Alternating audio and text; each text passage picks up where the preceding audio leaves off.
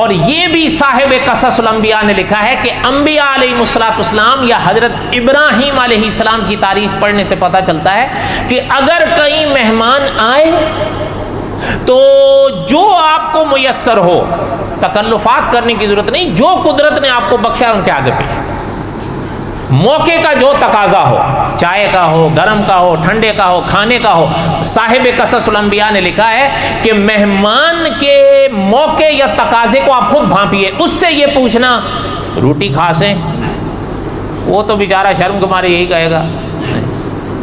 साहिब कससुल अंबिया ने लिखा है ये मुनासिब नहीं, जो मौका है तकाजा है वो पेश कर दो।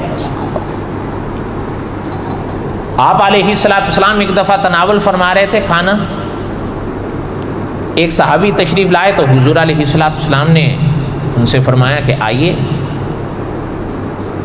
तो उनको शायद शर्म आ गई, उन्होंने फरमाया नहीं हुजूर मैं खाया हूँ या नहीं। तो हुजूर ने फरमाया भाई भूख और झूठ को जमा नहीं करो, बैठ जाओ।